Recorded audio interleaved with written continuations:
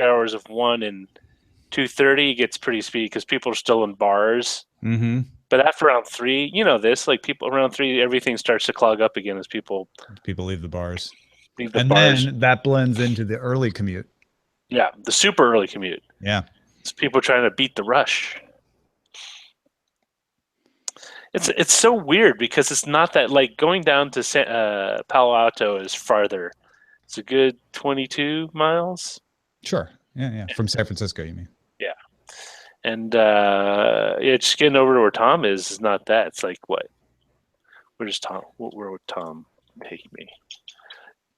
I'm like 20 miles from you, maybe. Yeah, I think so. Maybe not even that. Let me see. 15 to 20, somewhere in there. If you're ever down here, you should visit. We'll visit.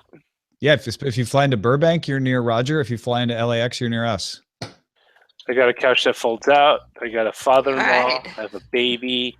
I have a wife. I'll be like a sitcom. Roger's baby. Can I borrow your baby?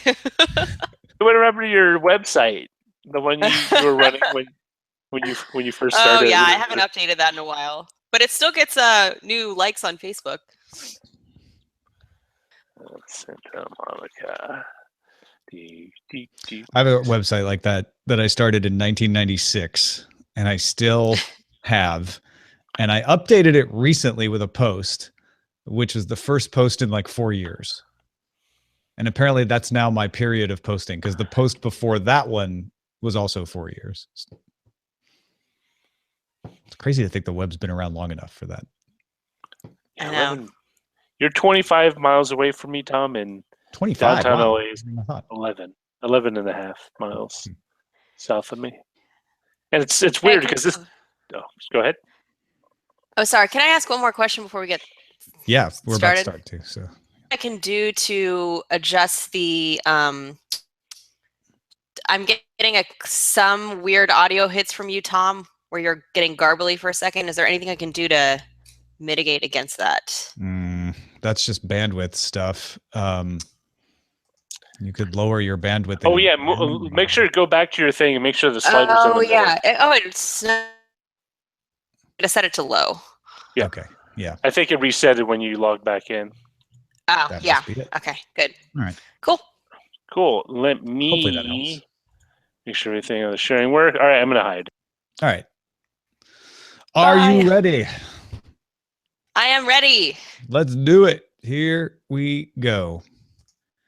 Daily Tech News Show is powered by you, the audience. We don't take any ads. We just take your value. Well, not like a vampire, but freely given. It's voluntary on your part. Find out more at dailytechnewsshow.com/support. This is the Daily Tech News for Friday, May 19th, 2017. I'm Tom Merritt. Very pleased to have along journalist Annie Gauss with us today. Annie, it's been too long. How you been?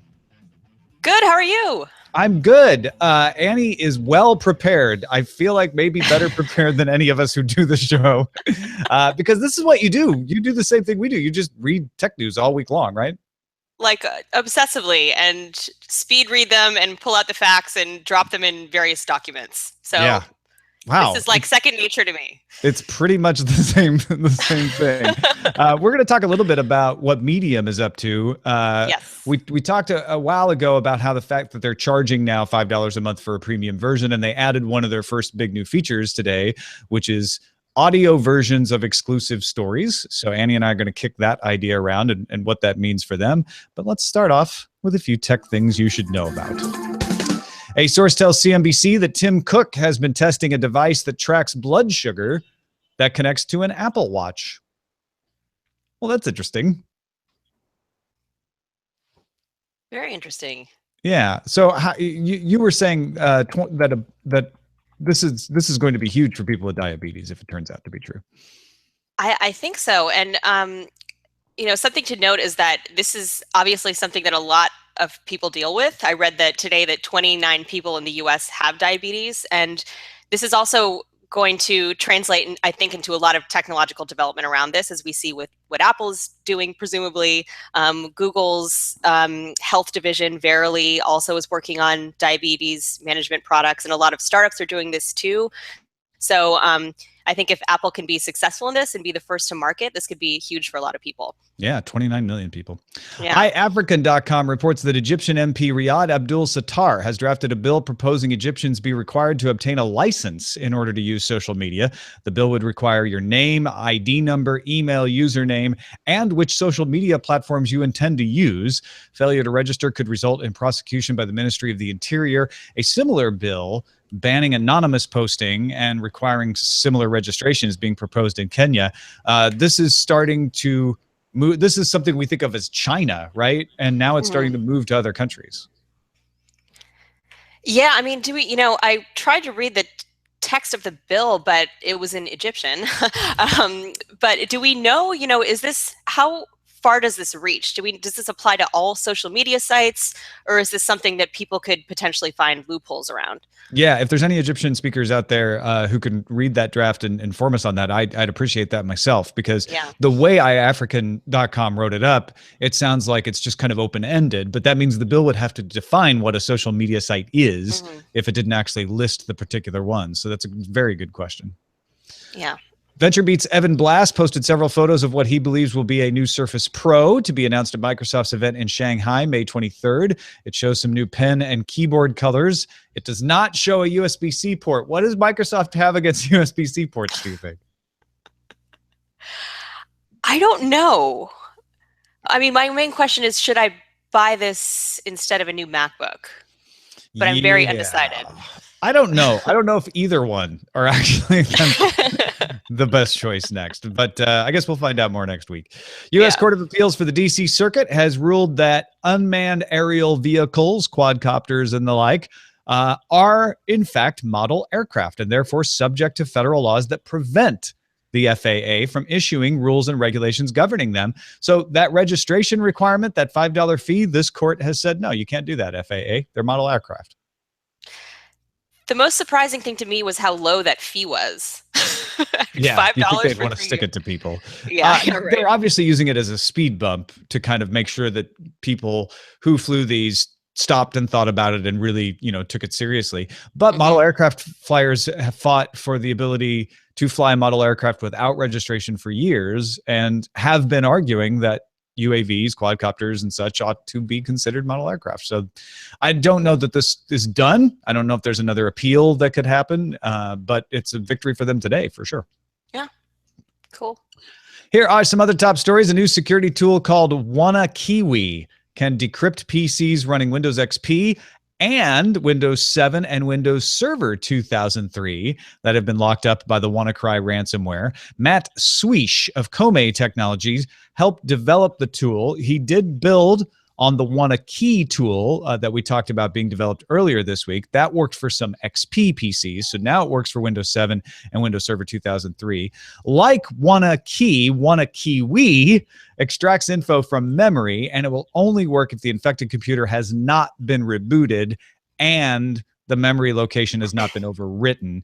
It uses an unpatched weakness in the Microsoft Cryptographic Application Programming Interface to extract the prime numbers used to create the secret key to encrypt the hard drive, and therefore it can create that key and decrypt it. Europol has validated the tool, and according to data released today by Kaspersky Lab, roughly 98% of the computers affected by WannaCry were running some version of Windows 7. So the Windows XP key earlier this week or yesterday that we talked about, not as useful because not that many XP machines were infected, but this could be incredibly useful. Yeah. It sounds like this attack was kind of, as far as like massive cyber attacks go, was sort of a botch, right? Yeah, and that's why it's got a lot of security researchers wondering, like, maybe this wasn't a money-making thing. Maybe this was some kind of, government-operated thing. Some people have noted similarities in code between this and hacking groups that are thought to have originated in North Korea. So there's a lot of mystery behind who is doing this. Yeah. I mean, certainly it was not a big moneymaker. I think I read that they made off with something like 50 grand. Yeah, not much but more then than it also, but then it raises the question of what were the other motives for doing this. Were they just not very good at or they just did a sloppy job? I don't know. That's possible too. It's hard to say. But I do still find it poetic that a vulnerability in an old version of Windows has saved people from ransomware that exploited a vulnerability in old versions of Windows. Yes, it's yeah. It's it wraps it up all very nicely. Yeah, there's some sort of balance to the universe there. Right. Court filing says that Uber has told Anthony Levandowski he must hand over any files he took from Google or his job with Uber will be terminated. If you've been following this, we've been talking about this pretty consistently on Daily Tech News Show. Waymo is the former Google autonomous car effort that is suing Uber over theft of trade secrets, allegedly by Levandowski.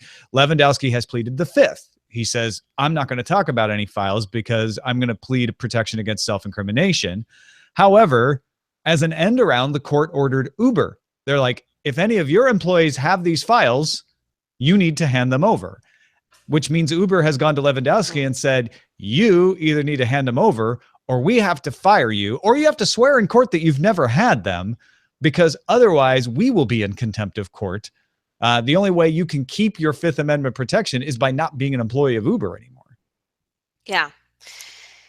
Yeah, I mean, this has been a fascinating one to watch because the implications for Uber are going to be so huge, and they go beyond just the business implications and the legal implications. They're also taking a big hit to their credibility. They also have numerous other issues going on.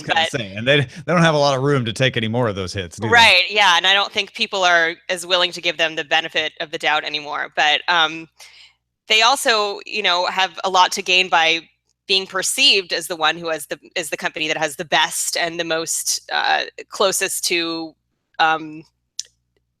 closest to the consumer, the best and the most accessible self-driving technology. But I think that all of the attention around this case has had a really negative impact on their believability in that respect, because it's, even if they do have this technology, is it as good as Google's? Is it as good as anyone else who's working in this space? And it could be the issue that determines their entire future. Yeah. I mean, if they get rid of Levandowski, it could slow down their development. He's a smart guy. He brought in a lot of technology that is not in dispute when they bought Otto, his company. Uber just launched its first freight, self-driving freight. I'd say self-driving. They launched their first freight service this week, and that stems directly out of Otto, which was a freight company. So I look at this, Andy, and I got to say, if I were Uber, I'd probably want to wash my hands of Levandowski at this point. It's not fair, but he is pleading the fifth, not denying in court. And they're basically saying, you either deny that you had these files, you turn them over, or we can't be associated with you anymore. Yeah. I mean, is there any reason they couldn't have just fired him already? Because it seems like that at least from sort of an optics perspective, that would have done them some good. I'm sure there are many legal complications around that, but well, and they're probably trying to be good to somebody who in good faith sold them their company. At least we can assume it was in good faith. There may have been some chicanery going on. Who knows? But when you acquire a founder, you want to keep him around. He's probably an asset if they can keep him around, because he does know this space very well. So, I mean, yeah, that's a tough one. I'm glad that I don't have to make that decision. Yeah, he's also somebody that Travis Kalanick called a brother from another mother. Yeah, so there's love. So there's that. Yeah. A judge in Israel has ruled in favor of a landlord who said a couple misled him into thinking they wanted to rent his house, leading him to take down his listing. Now, it's a small claims court thing. All he's asking for is a couple $100 or a couple $1,000 rather in damages for being led to believe that he had rented a house that he hadn't. But here's the reason we're talking about it. The couple responded to one of the landlord's texts when they were talking about whether they were going to rent the house with the following, with a mention of the house and the following message: woman dancing, people with bunny ears dancing, or partying rather, victory hand, comet, chipmunk, bottle with popping cork. They responded with emojis, and the judge ruled that the emojis conveyed what he called great optimism. And I quote, although this message did not constitute a binding contract between the parties, this message naturally led to the plaintiff's great reliance on the defendant's desire to rent his apartment. And the landlord was awarded around $2,000. Annie, do you get a feeling of great optimism when you see these emojis?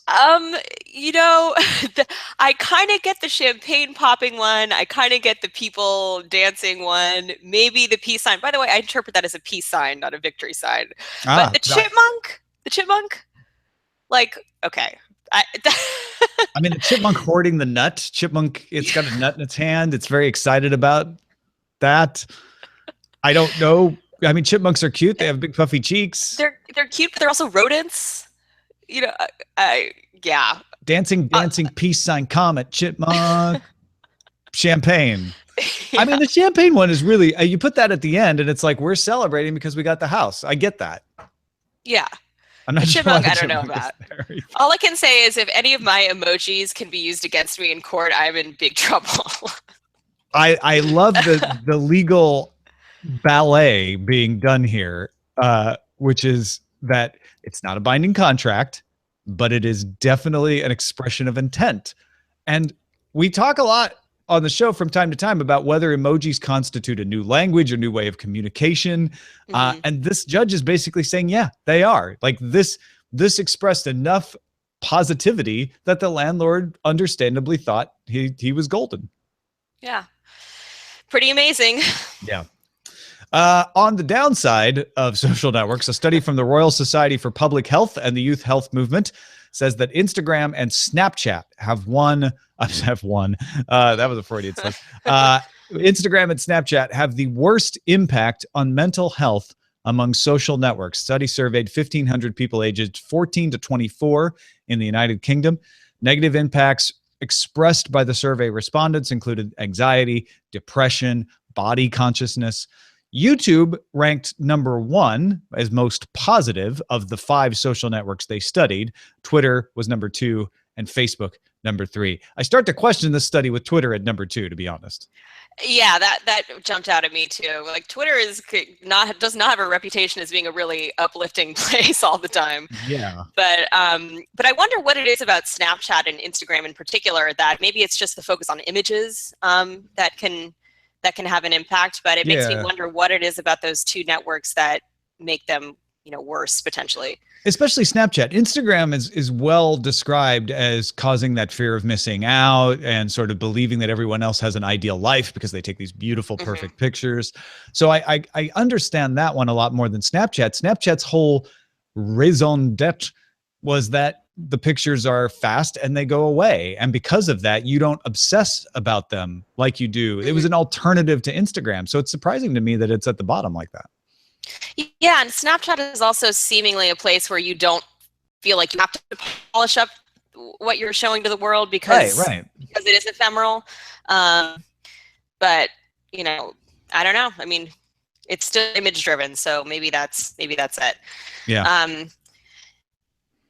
Also, I don't know if you talked about this on the show, but got some flack recently for showing some information to marketers about how they can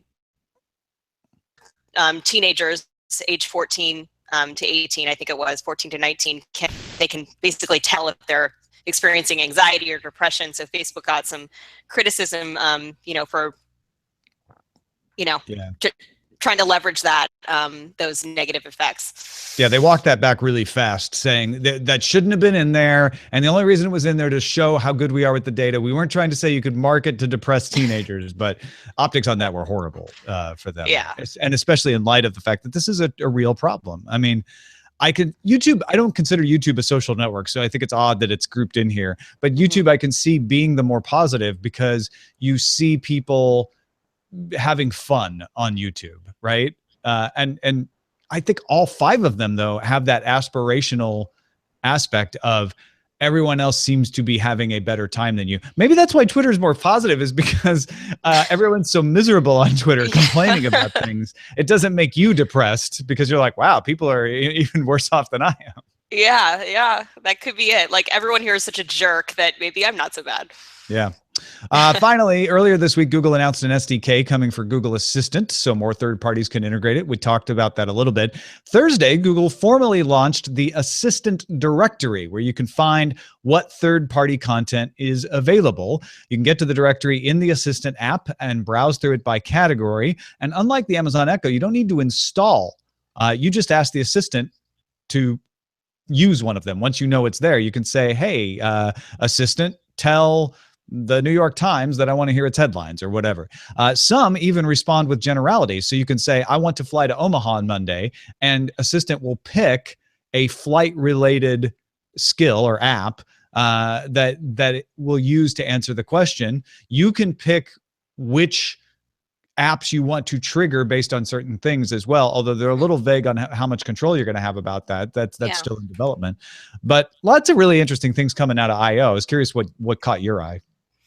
Yeah, I mean, this was certainly one of them, and grouped in with the Google Home announcements. I'll be really curious to try this out a little bit more myself, because one of the things that I have an Echo, and one of the things that annoying is just the skills store is not great, and you do have to remember to install things before you can start using them, and then most of them kind of still suck at this point. So there's a lot of, it still feels very early days for development for Echo, but you can make the case that Google just has better resources for that sort of thing. And so I'll be curious to see how well they're able to integrate the Google Assistant stuff with Google Home and kind of bring it all together in a way that actually solves problems for people.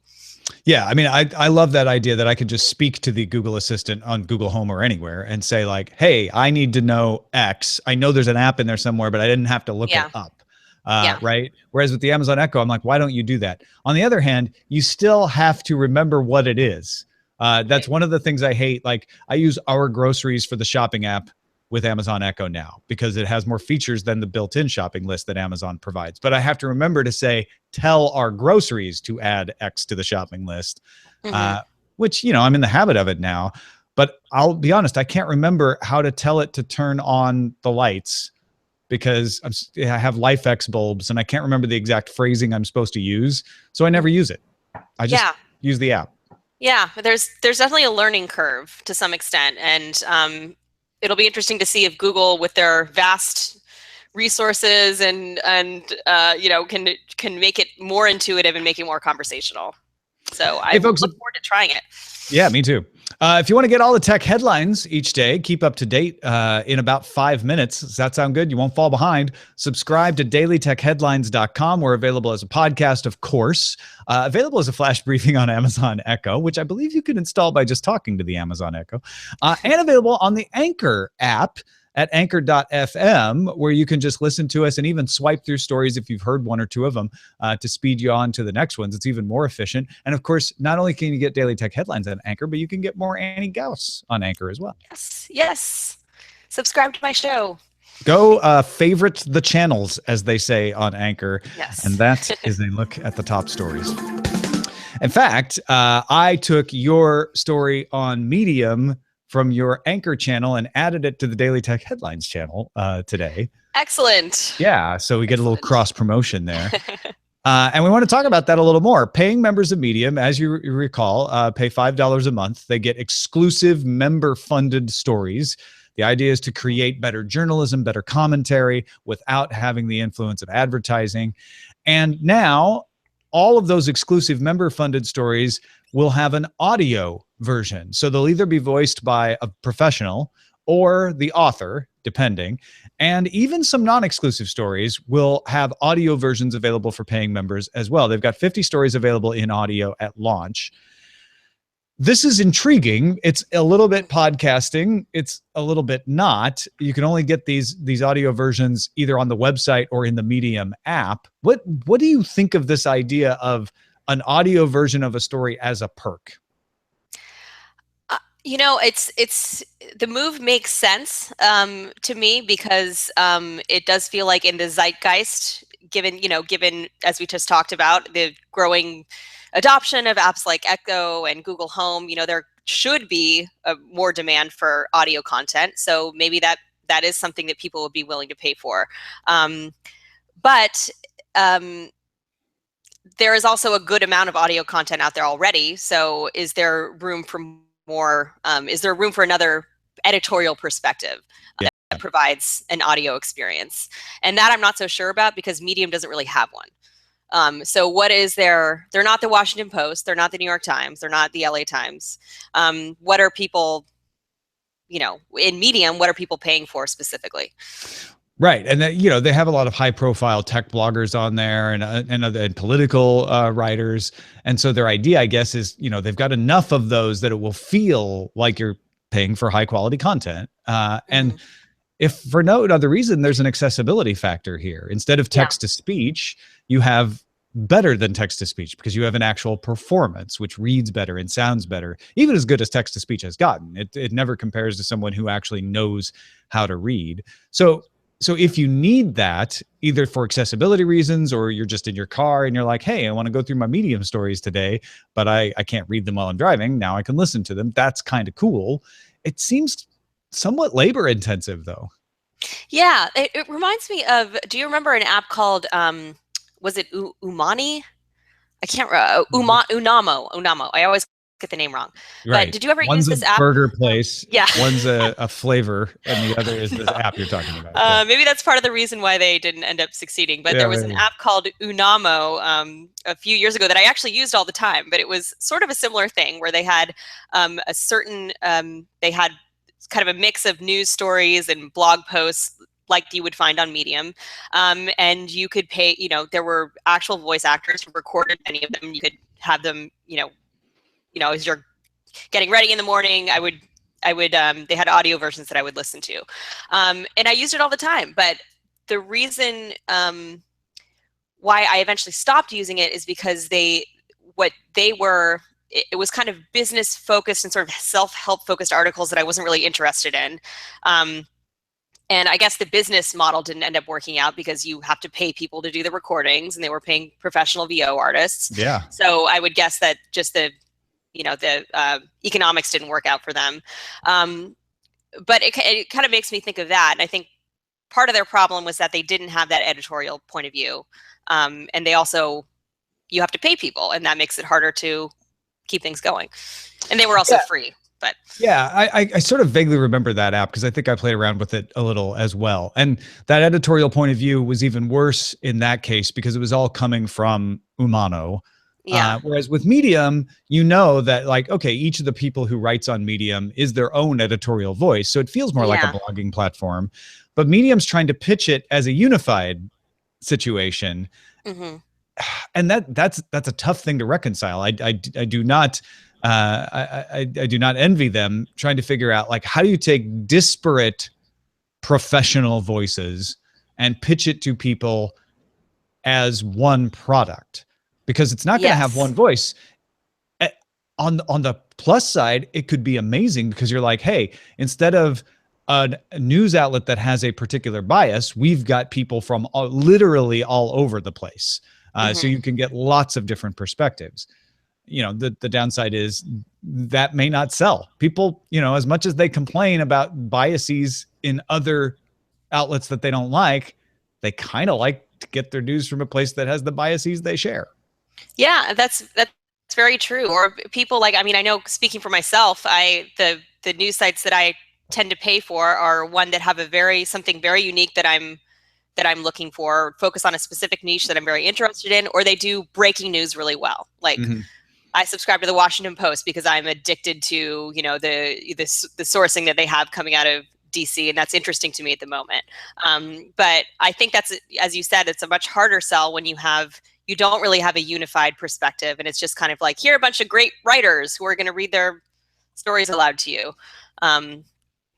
We'll see. I don't know how many paying subscribers they have already, but it'll be interesting to see if this is a selling. I think they also need to just sort of make a better case for why people should subscribe in general, aside from the audio. Well, it's tough because they want to say, hey, we're not advertising supported, so there's no advertising influence on us. And we make the same pitch with Daily Tech News Show, and that is appealing to a lot of people. But then you need to follow that up with, and we have these kinds of stories from these kinds of authors. So let's take Jessica Lesson with The Information. She's doing an amazing job of providing high quality investigative tech news that is worth paying for. And she's doing very well with it. There needs to be an analog on Medium, and that's difficult because if you're Jessica Lesson, you're going to make more money if you go operate it yourself. But if you're Mhm. not, you may not have the pull to get people to come into Medium and pay the $5. So they have to find those niche stars, for lack of a better word, that will compel people to say, oh yes, I need to read the perspective of those authors, and it's worth more than $5 a month. So $5 a month is a bargain because I Right. get so many of them. Yeah, I mean, the information charge is something like $400 a year, but it's stuff that you really can't read anywhere else. So Yeah. I think people are willing to pay for that, but they also focus on business and technology, and that's something that there's a lot of reporting. There's not a lot of unique reporting. Right. Well, and they can go directly to the people who want that kind of information, which again, it comes to that single editorial voice you're talking about. Yeah. Well, we'll keep an eye on it. And if any of you guys are paying for the Medium subscription and you have an explanation of why you think it's valuable, be sure to give us a line, feedback@dailytechnewsshow.com. Thanks to everybody who participates in our subreddit too. That helps us put together these shows every day. You can submit stories and vote on them at dailytechnewsshow.reddit.com. Quick message of the day before we're out of here. After listening to DTNS 3032, Rob says, I have concluded that the only way to make the internet better for everyone is to develop a clear definition and regulations for argle-bargle. And of course, he's referring to Ajit Pai's use of the term argle-bargle to refer to Twitter posts that he was not going to pay attention to in feedback about the change to the open internet guidelines. And that just, I don't know why it entertained me so much yesterday, but I could not stop laughing at that. He's an eloquent man, that Ajit Pai. Yeah, he does not Why he makes deal the in big argle-bargle. Yeah. So at least I respect him for having lines, drawing a line at argle-bargle. No more. Man. Yeah. Well, thank you, Annie Gauss, for chatting with us today. Thank you so much for having me. This was fun. Oh, absolutely. I had a blast too. If people want to find out more about what you've got going on out there, where should they go? A good place to start is my Twitter account. I'm Annie Gauss, Annie Gaus on Twitter, and I'm on also many other websites, but that's a good place to start. Excellent. Go follow, enjoy. Thanks to everybody who supports this show. We work on the value for value model. As I said, we don't take advertising here. So if you get some value out of the show, we just ask you give a little of that value back. Instead of having to buy a product that you may or may not want to support a show, you can give us less money that you would spend on that directly to us at patreon.com/DTNS. Thanks to John Ownby, Dean Callahan, Joseph Lumen, and many more who do just that at patreon.com/DTNS. Our email address is feedback@dailytechnewsshow.com. We're live Monday through Friday, 4:30 p.m. Eastern, 2030 UTC at alphageekradio.com and diamondclub.tv. We're at facebook.com/dailytechnewsshow if you want to drop in on Facebook while you're surfing through your socials. And our website is dailytechnewsshow.com. We'll be back on Monday with Ashley Esqueda. Talk to you then. This show is part of the Frog Pants Network. Get more at frogpants.com. Diamond Club hopes you have enjoyed this program. That was great. Good show, Annie. Yeah, that was great. Thank you so much.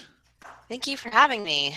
If you have to take off, please do. But we stick around while I'm editing and just chat if you have time to. Yeah, sure. The first thing that Roger has to do is help us pick the title of the show, which showbot.tv. If you're watching live, you can go to showbot.tv and see all the title suggestions that have been made in our chat room during the show. Oh, wow, that's handy to have people write them for you. All right, now can you hear me? Yes, I can. All right, everyone, showbot.tv. First in the titles is anything you emoji can and will be used against you. Sign your emoji on the dotted line. Premium medium. That's classy. I like that one. Audio is the preferred medium. That's pretty good.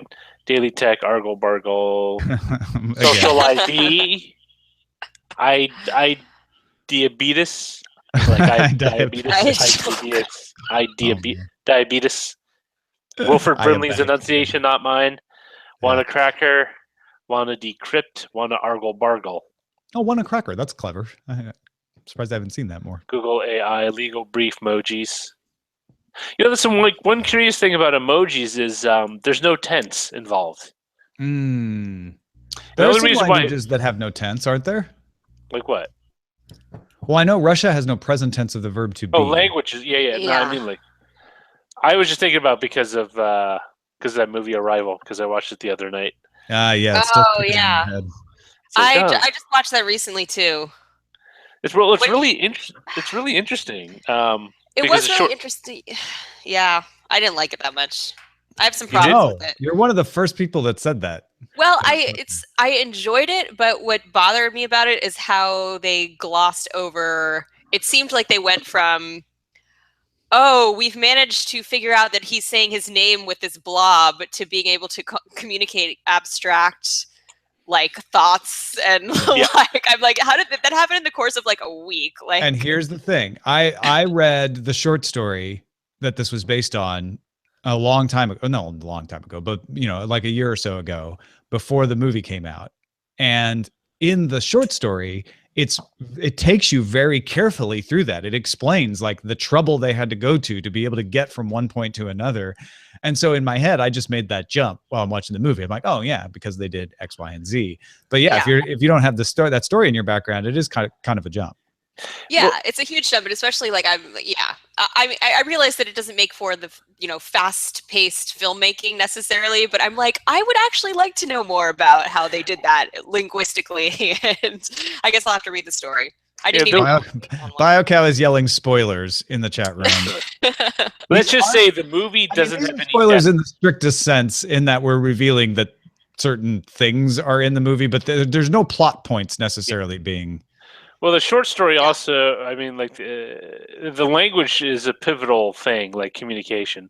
And I was just thinking about it because the emojis, because like you could describe how something went in emoji, but like how would you offer tense or like, oh, I'm going to get him a present, right? If you just do an emoji of your friend, like an emoji-vite version of your friend. Well, that's what I was thinking. I think there are languages that don't use tense. I can't think of any examples of ones that you. But how would you describe something that will happen?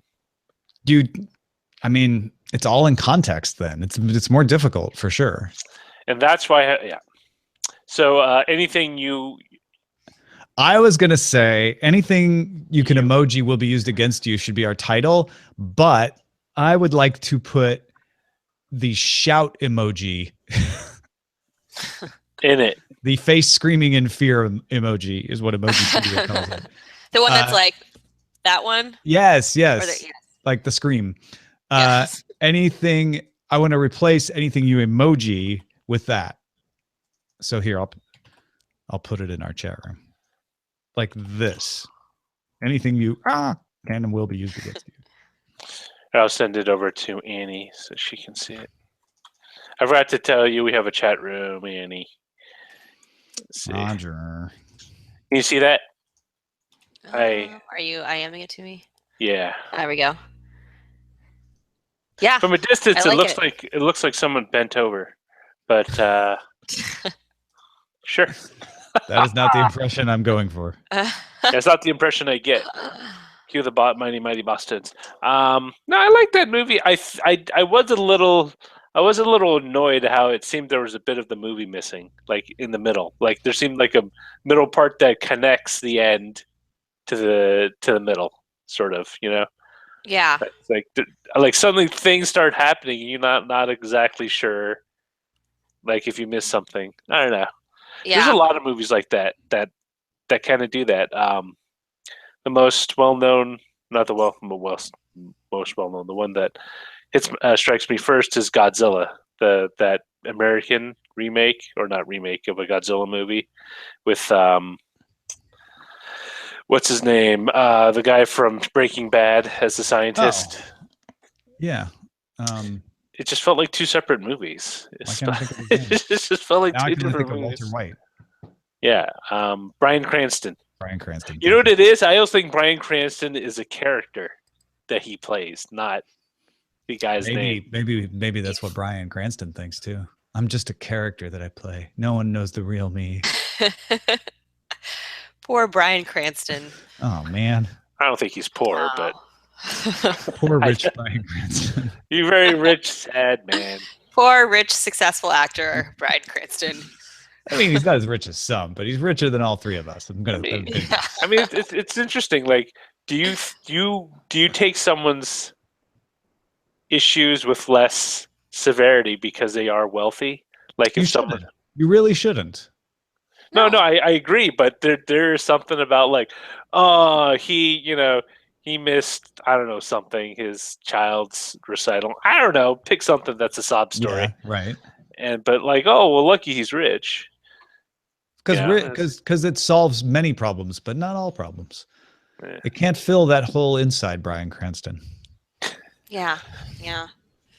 Well, they said, there was some study once, because I love to cite studies that I read like 6 years ago and now completely forget where they came from, but said that if you make $70,000 a year is the threshold, or if you make over that, it doesn't necessarily increase your happiness. So if you have if you're making enough money to have your basic needs met, anything over and beyond that won't actually increase your happiness for most people. I think I read a similar study, if not the same one that you're talking about. But I remember thinking that makes perfect sense, because people who make less than whatever that amount is, let's say it's $70,000, but whatever it is, are going to think that anyone who makes more than that has all their problems solved, because they see that the more money they make, the fewer problems they have.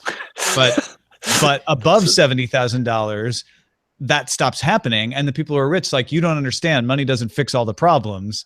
But from below 70,000, you're like, yeah, but it sure fixes a lot of the ones I have.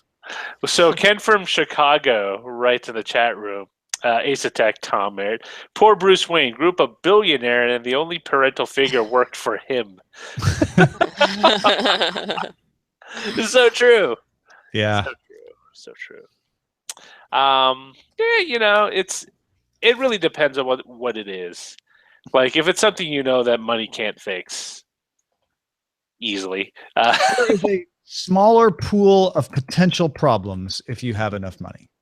Mm-hmm. It's true. I think part of it is a lot of people have personal, maybe not problems, but difficulties they face because of financial constraints. Like, I can't send my kid to the best, doctor available for her particular medical. That's a really good example, because medical, you can fix a lot of problems with medical if you have money.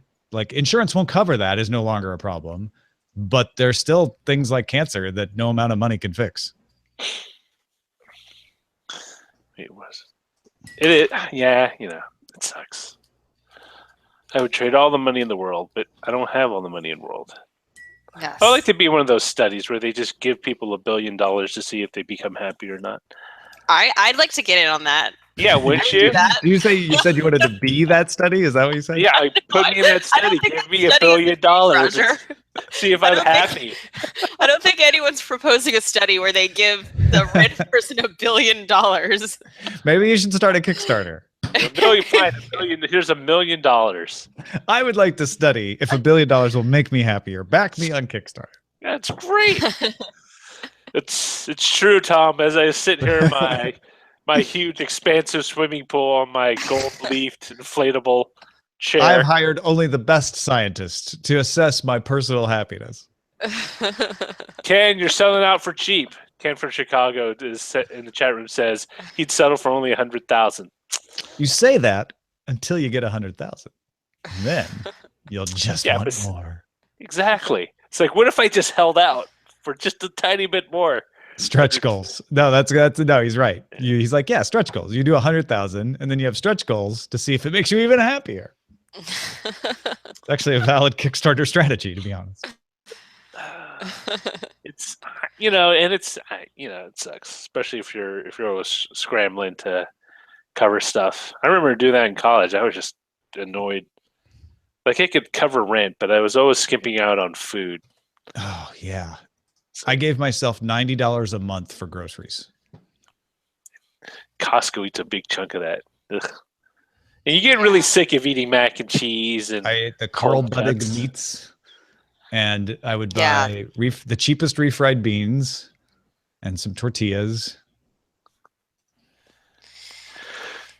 Okay, you can get really creative with ramen. Yeah. You can put a lot of stuff in ramen. Top ramen, 35 cents. All the top ramen.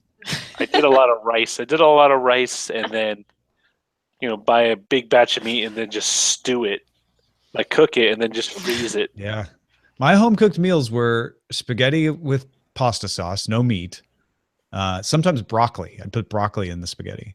Macaroni and cheese, tacos, red beans and rice. Yeah. I remember being so, not broke, but I just didn't want to spend money at the grocery store. And so I was trying to figure out something for dinner. All I had in my fridge was condiments like mustard, mayo, butter, and a loaf of bread and a bag of like pre-cut clean spinach. So butter. I just ate. Luxury. I toasted 4 slices of bread and I made like spinach sandwiches with butter. Yeah. I was like, whatever. Well, I'll figure it out next week. This is something that somebody needs to make an Alexa skill for. I wish they had that. Like, let me open up my fridge. Hey, Alexa, I have mustard, spinach, and white rice. And well, no, you need the fridge that has Amazon Voice Services built in, and then you just open the fridge and say, "What can I make?" Yeah. Yeah, that's beautiful. All it does is that. give you a coupon for like an antacid or Pepto-Bismol. Oh, GPEG was asking where Len Peralta was. Len has a big project going on, and it's still going on. He wasn't sure if he was going to be able to make it, and he ended up not being able to make it this week, but he thinks he's very certain he'll be able to come back next week. So, sorry, Annie, that you didn't get an illustrated version of the show. On Fridays, we have Len Peralta who comes on and draws the discussion topic. Yeah. So that is amazing. Yeah, he comes on every Friday. It has been every Friday, like pretty like clockwork. And this is the first time he's had a big project interrupted. So, but you can still go to lenperaltastore.com and see all of his previous lenperaltastore.com. In fact, the more you go and buy things at lenperaltastore.com, the more Len will come back to the show. Really, he's just busking on the internet. Yeah, you think so? He's just he's out in Cleveland somewhere on a street corner. But isn't that what YouTube is really? It's just busking on the internet. Yeah, I mean, so's this.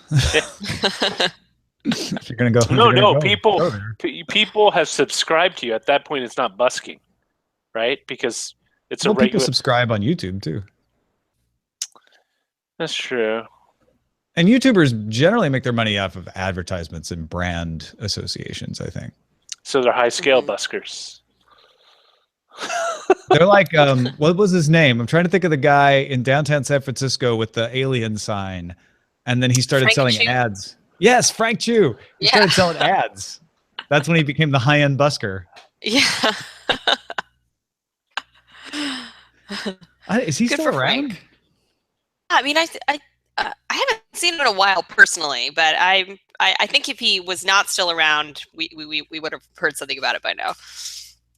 He felt so outlandish in the Clinton and Bush era, and now the things he wrote on his sign just are normal everyday headlines. Yeah. Right.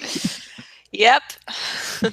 He was ahead of the curve. He was. It's ahead of way ahead. There was a way to monetize that, being ahead of the curve.